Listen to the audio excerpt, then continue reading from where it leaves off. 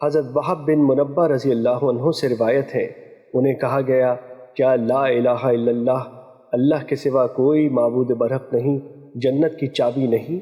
انہوں نے کہا کیوں نہیں، لیکن ہر چابی کے دندانے ہوتے ہیں، اگر تم دندان والی چابی لاؤ گے تو آپ کے لیے اسے کھول دیا جائے گا ورنہ نہیں کھولا جائے گا۔ مشکوٰۃ المصابیح حدیث نمبر 43۔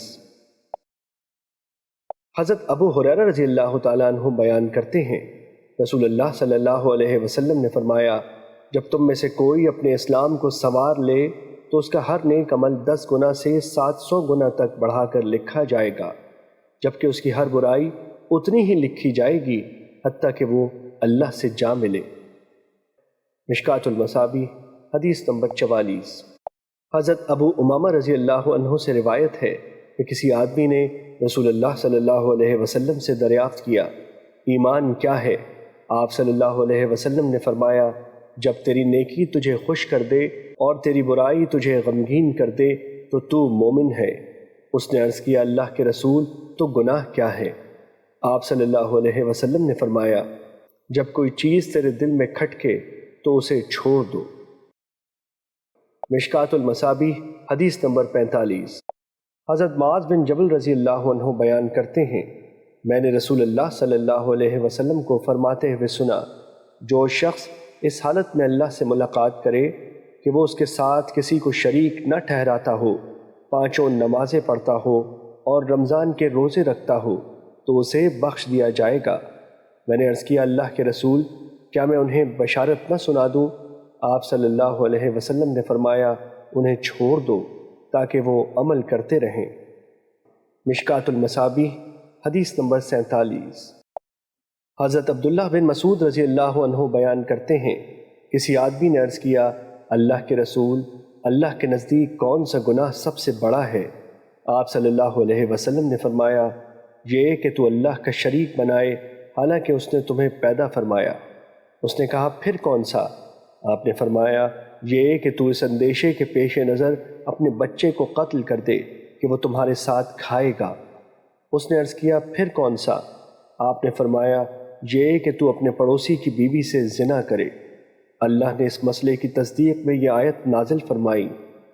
ترجمہ، اور وہ لوگ ہیں جو اللہ کے ساتھ اور معبودوں کو نہیں پکارتے اور جس کے قتل کرنے کو اللہ نے حرام قرار دیا ہے اسے ناحق قتل نہیں کرتے اور نہ ہی وہ زنا کرتے ہیں۔ مشکوٰۃ المصابیح حدیث نمبر 49۔ حضرت عبداللہ بن عمرو رضی اللہ عنہ بیان کرتے ہیں، رسول اللہ صلی اللہ علیہ وسلم نے فرمایا، اللہ کے ساتھ شریک بنانا، والدین کی نافرمانی کرنا، قتل نفس اور جھوٹی قسم اٹھانا کبیرہ گناہ ہیں۔ مشکوٰۃ المصابیح حدیث نمبر 50۔ حضرت انس رضی اللہ تعالیٰ عنہ کی روایت میں جھوٹی قسم کے بجائے جھوٹی گواہی کا ذکر ہے۔ مشکوٰۃ المصابیح حدیث نمبر 51۔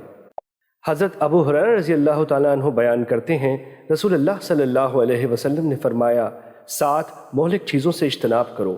انہوں نے عرض کیا، اللہ کے رسول وہ کیا ہیں؟ آپ صلی اللہ علیہ وسلم نے فرمایا، اللہ کے ساتھ شرک کرنا، جادو کرنا، جس کے قتل کرنے کو اللہ نے حرام قرار دیا ہے، اسے ناحق قتل کرنا، سود کھانا، یتیم کا مال کھانا، مارکے کے دن میدان جہاد سے پیٹ پھیر کر فرار ہونا اور پاک دامن عورتوں پر تہمت لگانا۔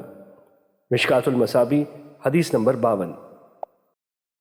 حضرت ابو ہریرہ رضی اللہ تعالیٰ عنہ بیان کرتے ہیں، رسول اللہ صلی اللہ علیہ وسلم نے فرمایا، جس وقت زانی زنا کرتا ہے تو وہ اس وقت مومن نہیں ہوتا، جس وقت چور چوری کرتا ہے تو اس وقت وہ مومن نہیں ہوتا، جب وہ شراب پیتا ہے تو شراب نوشی کے وقت وہ مومن نہیں ہوتا، جب لوٹنے والا لوٹتا ہے تو لوٹنے کے وقت وہ مومن نہیں ہوتا جبکہ لوگ اسے دیکھ رہے ہوتے ہیں، اور جب خیانت کرنے والا خیانت کرتا ہے تو وہ اس وقت مومن نہیں ہوتا، پس تم بچ جاؤ۔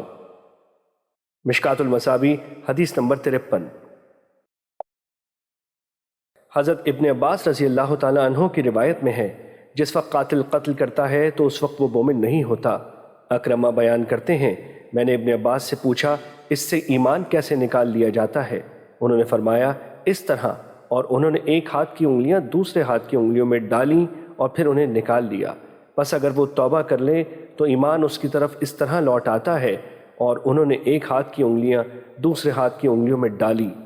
اور ابو عبداللہ امام بخاری رحمۃ اللہ علیہ نے فرمایا، ایسا شخص کامل مومن ہوگا نہ اس کے لیے نور ایمان ہوگا۔ یہ بخاری کے الفاظ ہیں۔ مشکات المصابیح حدیث نمبر 54۔ حضرت ابو ہریرہ رضی اللہ تعالیٰ عنہ بیان کرتے ہیں، رسول اللہ صلی اللہ علیہ وسلم نے فرمایا، منافق کی 3 نشانیاں ہیں: جب بات کرے تو جھوٹ بولے، جب وعدہ کرے خلاف ورزی کرے، اور جب اس کے پاس امانت رکھی جائے تو خیانت کرے۔ امام مسلم نے الفاظ زائد نقل کیے، اگرچہ وہ روزہ رکھے، نماز پڑھے اور وہ مسلمان ہونے کا دعویٰ کرے۔ مشکات المصابیح حدیث نمبر 55۔ حضرت عبداللہ بن عمر رضی اللہ تعالیٰ عنہ بیان کرتے ہیں، رسول اللہ صلی اللہ علیہ وسلم نے فرمایا، جس شخص میں 4 خصلتیں ہوں وہ خالص پکا منافق ہے، اور جس میں ان میں سے ایک خصلت ہو تو اس میں نفاق کی ایک خصلت ہے، حتیٰ کہ وہ اسے ترک کر دے۔ جب اس کے پاس امانت رکھی جائے تو اس میں خیانت کرے، جب بات کرے جھوٹ بولے، جب عہد کرے تو عہد شکنی کرے، اور جب جھگڑا کرے تو گالی گلوچ پر اتر آئے۔ مشکات المصابیح حدیث نمبر 56۔ حضرت ابن عمر رضی اللہ تعالیٰ عنہ بیان کرتے ہیں، رسول اللہ صلی اللہ علیہ وسلم نے فرمایا، منافق کی مثال اس متردد بکری کی طرح ہے جو 2 ریوڑوں کے درمیان ہو، کبھی وہ اس کی طرف جاتی ہے کبھی اس کی طرف۔ مشکات المصابیح حدیث نمبر 57۔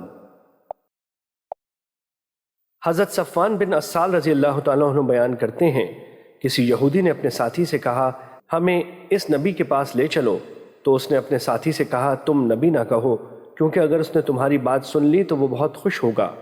پس وہ دونوں رسول اللہ صلی اللہ علیہ وسلم کی خدمت میں حاضر ہوئے تو انہوں نے واضح نشانیوں کے بارے میں آپ سے دریافت کیا۔ رسول اللہ صلی اللہ علیہ وسلم نے فرمایا، تم اللہ کے ساتھ کسی کو شریک نہ بناؤ، نہ زنا کرو، نہ کسی ایسی جان کو جس کا قتل اللہ نے حرام قرار دیا ہے، اور نہ کسی بے گناہ شخص کو کسی صاحب اقتدار کے پاس لے جاؤ کہ وہ اسے قتل کر دے، جادو کرو نہ سود کھاؤ، پاک دامن عورت پر تہمت نہ لگاؤ، نہ مارکے کے دن میدان جہاد سے پیٹھ پھیر کر بھاگو، اور تم بالخصوص یہود پر لازم ہے کہ تم ہفتے کے دن کے بارے میں زیادتی نہ کرو۔ راوی بیان کرتے ہیں، ان دونوں نے آپ صلی اللہ علیہ وسلم کے ہاتھ اور پاؤں چومے اور کہا، ہم گواہی دیتے ہیں کہ آپ صلی اللہ علیہ وسلم نبی ہیں۔ آپ نے فرمایا، تو پھر کون سی چیز تمہیں میری اتباع نہیں کرنے دیتی؟ انہوں نے عرض کیا، داؤد علیہ السلام نے اپنے رب سے دعا کی تھی کہ نبوت کا سلسلہ اس کی اولاد میں جاری رہے، اور ہم ڈرتے ہیں کہ اگر ہم نے آپ صلی اللہ علیہ وسلم کی اتباع کر لی تو یہود ہمیں قتل کر دیں گے۔ مشکات المصابیح حدیث نمبر 58۔ حضرت ابو ہریرہ رضی اللہ تعالیٰ عنہ بیان کرتے ہیں، رسول اللہ صلی اللہ علیہ وسلم نے فرمایا، جب بندہ زنا کرتا ہے تو ایمان اس سے نکل کر چھتری کی طرح اس کے سر پر ہو جاتا ہے، جب وہ اس عمل سے رجوع کر لیتا ہے تو ایمان بھی اس کی طرف پلٹ آتا ہے۔ مشکات المصابیح حدیث نمبر 60۔ حضرت حذیفہ رضی اللہ تعالیٰ عنہ بیان کرتے ہیں، نفاق تو رسول اللہ صلی اللہ علیہ وسلم کے دور میں تھا، جبکہ اب تو کفر ہے یا ایمان ہے۔ مشکات المصابیح حدیث نمبر 62۔ حضرت ابو ہریرہ رضی اللہ تعالیٰ عنہ بیان کرتے ہیں، رسول اللہ صلی اللہ علیہ وسلم نے فرمایا، بے شک اللہ نے میری امت کے دلوں میں پیدا ہونے والے وسوسوں سے درگزر فرمایا ہے، جب تک وہ ان کے مطابق عمل نہ کر لیں یا بات نہ کر لیں۔ مشکات المصابیح حدیث نمبر 63۔ حضرت ابو ہریرہ رضی اللہ تعالیٰ عنہ بیان کرتے ہیں، رسول اللہ صلی اللہ علیہ وسلم کے چند صحابہ نبی کریم صلی اللہ علیہ وسلم کی خدمت میں حاضر ہوئے تو انہوں نے آپ سے دریافت کیا، ہم اپنے دلوں میں ایسے وسوسے پاتے ہیں کہ انہیں بیان کرنا ہم بہت گراں سمجھتے ہیں۔ آپ صلی اللہ علیہ وسلم نے فرمایا، کیا تم بھی ایسا محسوس کرتے ہو؟ انہوں نے عرض کیا، جی ہاں۔ آپ صلی اللہ علیہ وسلم نے فرمایا، یہ تو صریح ایمان ہے۔ مشکات المصابیح حدیث نمبر 64۔ حضرت ابو ہریرہ رضی اللہ تعالیٰ عنہ بیان کرتے ہیں، رسول اللہ صلی اللہ علیہ وسلم نے فرمایا، شیطان تمہارے کسی شخص کے پاس آتا ہے تو وہ کہتا ہے، اس کو کس نے پیدا کیا؟ اس کو کس نے پیدا کیا؟ حتیٰ کہ کہتا ہے، تیرے رب کو کس نے پیدا کیا؟ بس جب تم میں سے کوئی اس حد تک پہنچ جائے تو وہ اللہ کی پناہ طلب کرے اور اس شیطانی خیال کو چھوڑ دے۔ مشکات المصابیح حدیث نمبر 65۔